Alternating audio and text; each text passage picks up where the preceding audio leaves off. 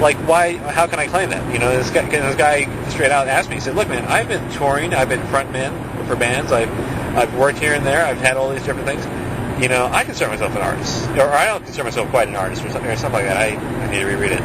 But I was like, you know what, man? You know, I've been writing stuff for about 13 years, and I've done interactive stories with people. You know, for like a crowd of like 40 or so. I've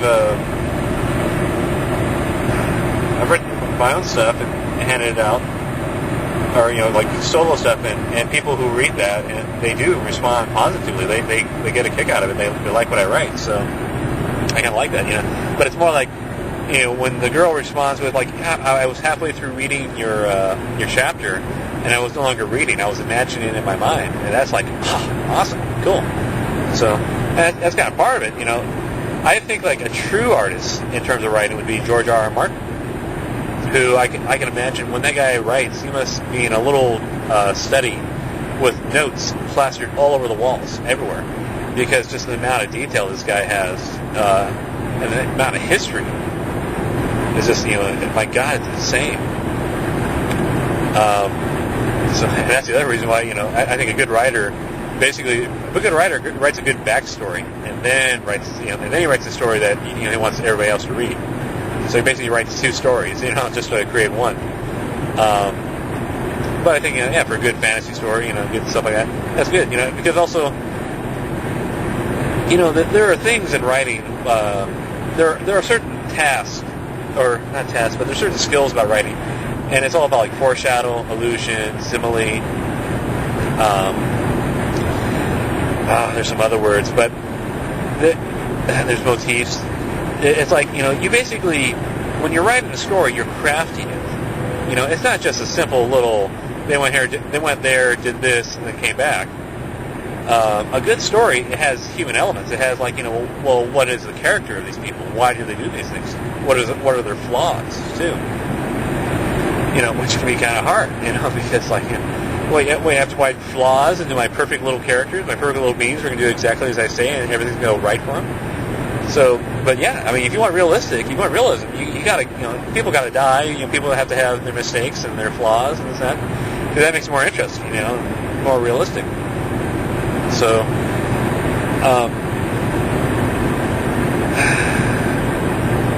that's what in my opinion, you know, that's what makes a good writer, is that you understand that you have to have flawed characters. You have to have characters with a background, with a history that oftentimes conflicts with the way their future is going.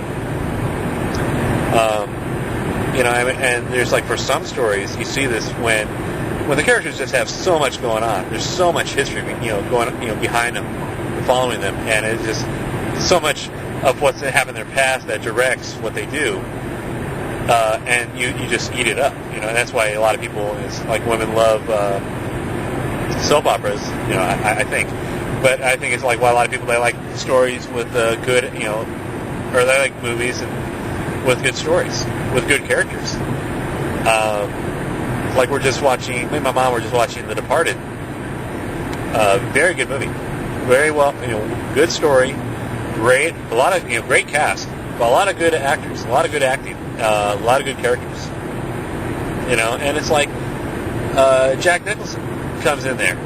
And you almost want to say he's just phoning it in. It's like, no, he's you know, he looked at the character he was creating, and he thought about it, and he realized, you know, this is how I'm going to do it. And it's just like when you look at it, it's like it's pretty much it's a very realistic kind of person. You know, this very odd, kind of flawed guy, but also a guy that's like, well, yeah, you understand, you know, what he's been living through, what he's been doing, you know.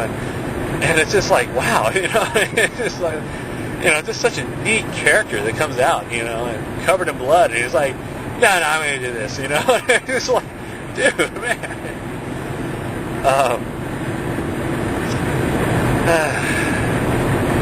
But if I could be that skill of writing, that ability, that'd be pretty neat.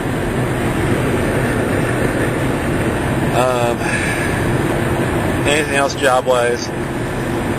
Nothing. You know, I I do receive encouragement, and from unique places, so let's keep on keeping on, it's, annoy and irritate the hell out of a lot of people, but for other people, who knows, something to do. But I really should stop, and I need to focus on my writing, so I don't know.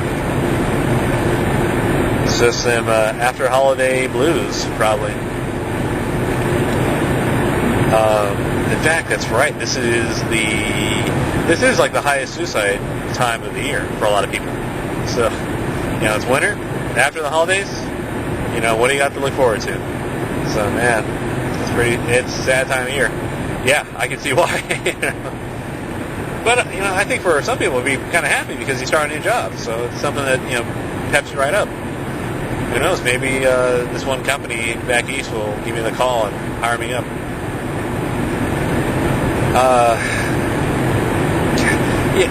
And something else that really bothers me, and it's always irritating in the back of my mind, is that I'm really worried that G4 is going to think that I'm insulting them, or that I think I'm too good to work at G4, or even like the personalities there are going to be like, who does this guy think he is, or the other reason why they're not going to hire me is because they think like, well, this guy thinks he earned his place here. He doesn't realize he has to actually work it.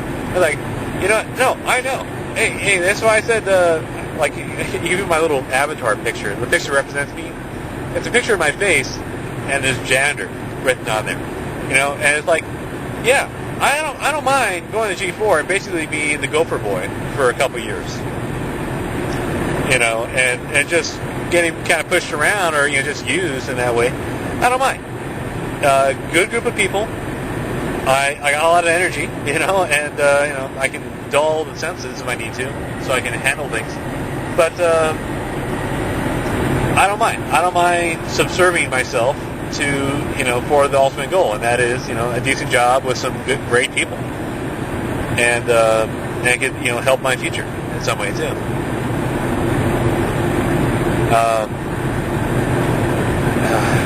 So that's the one way I'm looking at it. And the other thing is, as I said before, I want to earn my place. I'm not going to just walk in, thinking, oh, I'm going to get lucky. It's like, no, I have to work for it. So that's why I'm doing the blog. That's why I'm doing all the stuff on the forums.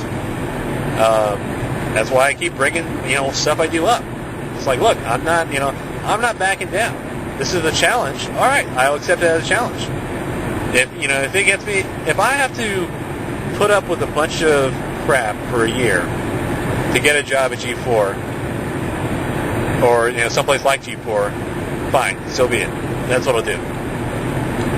I applied to CNET. There's a bunch of other websites who they're pretty prolific websites. They do news and other reporting. And I just need to tell them, like, look, guys, I got a security clearance. I qualify as a veteran, but I know military. I know I can dress nice. I can talk to people in authority. I have a clean face, clean attitude. As you can tell, I don't swear a lot in my language. And that, watch my video blogs. You'll see that I got more than 2 brain cells that I can rub together and create thought. So, this is my video resume.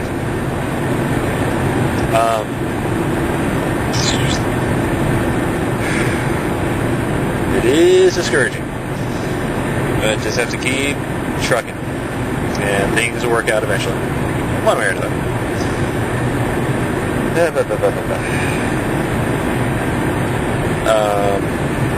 That's the thing I forgot. Oh well. So, whatever happens. I'm flirting with Lucy in LA. I'm flirting with Anna David. Anna David, I kind of figured would be a no-go. The other interesting aspect I thought we would think about her is that, in some ways I'm sophisticated, but I'm also a little bit country. I'm a little bit of a bumpkin, because I'm just not used to living in the city, and especially to that, environment. So I'd be out of place, but I would hope that, my own rugged, individualism and,